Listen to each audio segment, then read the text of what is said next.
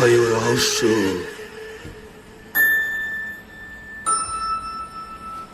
এখানে ভয় পেতে নেই মানা। হ্যালো বন্ধুরা, আমি কল্লোল আছি তোমাদের সঙ্গে, আর তোমরা শুনছো ভয় ও রহস্য। বেশ কিছুদিন ধরেই আমার কিছু ব্যক্তিগত সমস্যা, মানসিক এবং শারীরিক কারণে তোমাদের কাছে আসতে পারিনি বলে সত্যি আমি খুব একান্তভাবেই দুঃখিত। কিছু অনুভূতি এমন যা তোমাদেরও হতে পারে। বন্ধুরা, আজকে তোমরা শুনতে চলেছ জমজমাট একটা এপিসোড। আশা করি তোমরা বেশ ভালোভাবেই দিন কাটাচ্ছ আর ভয় ও রহস্য খুব মনোযোগ দিয়েই শুনছো। হ্যাঁ, একটা ব্যাপারে আমি সত্যি আবার তোমাদের কাছে সরি চেয়ে নিচ্ছি, কারণ বেশ কিছুদিন ধরেই তোমাদের কাছে হয়তো আমি ভালো ভালো ভয় ও রহস্যের ঘটনাগুলো আনতে পারিনি। তবে এবারে জানো তো, তোমাদের কাছে কথা দিচ্ছি নতুন নতুন আরও রোমহর্ষকর কিছু ঘটনা তোমাদের সামনে উপস্থিত করব।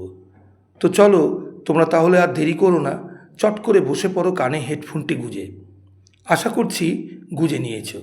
চলো তাহলে পাড়ি দিই ভয় ও রহস্যে।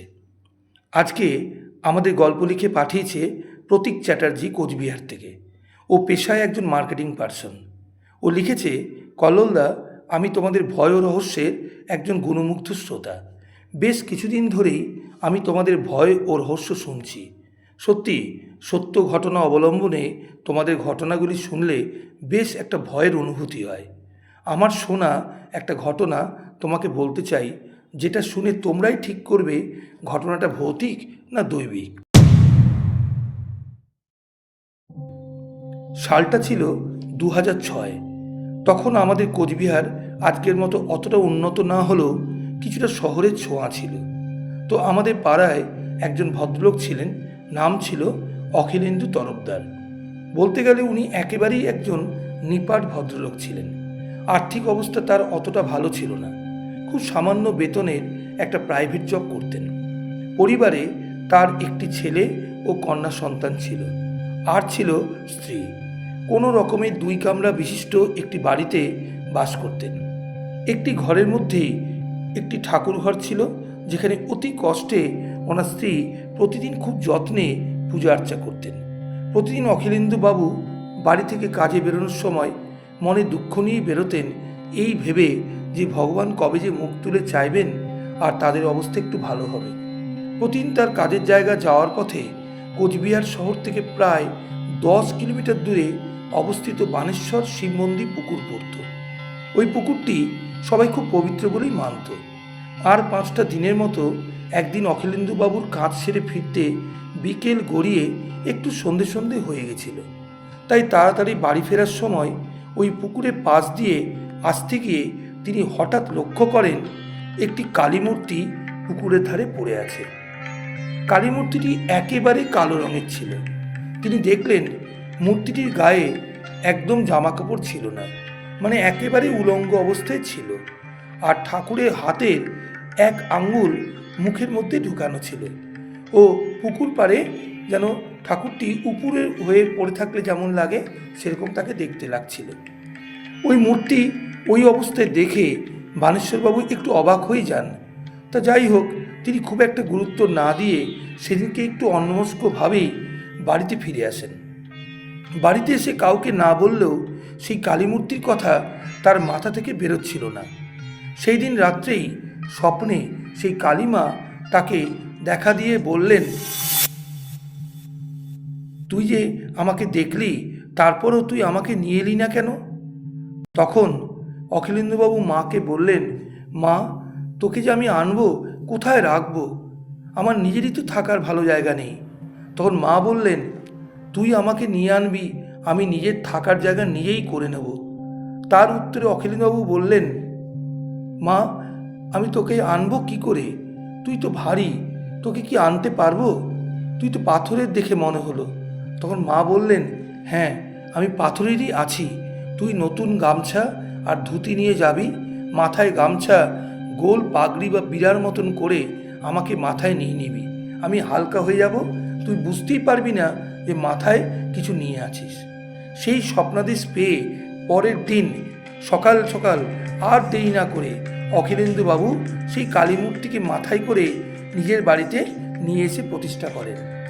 ওনার বাড়ি আগে যে টিনের বাড়ি ছিল, কোনো রকমে সবাই থাকতেন, সেই মাকে প্রতিষ্ঠা করার পর থেকে অখিলেন্দুবাবুর পরিবারের অবস্থা ক্রমশ ভালো হতে থাকে।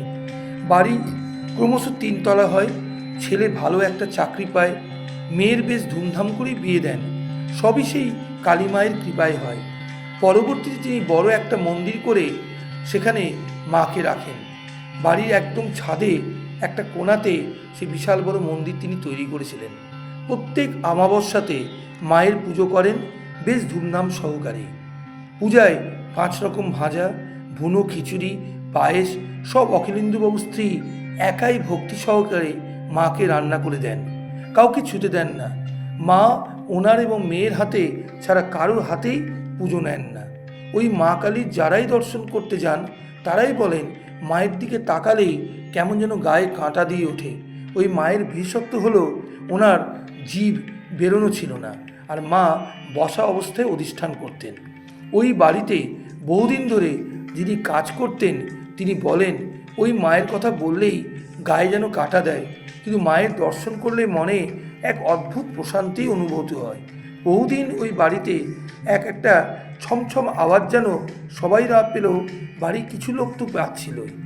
যিনি ওই বাড়িতে কাজ করতেন পরবর্তীতে এক সময় অখিলেন্দুবাবুর স্ত্রী তাকে 24 ঘন্টা তার বাড়িতে থেকে কাজ করার অনুরোধ করেন। বলেন তুই এবার থেকে আমাদের বাড়িতেই থেকে যা, কারণ কি বাড়িতে অনেক কাজ, পুজো আর্চা, তুই থাকলে খুব ভালো হয়। সেই মতো মহিলা সারাদিন ওই বাড়িতেই থাকতেন। অমাবস্যা, কালী পুজোর সহযোগিতাও করতেন। মহিলাটি ছাদে ঘুমোতেন গরমের দিনে।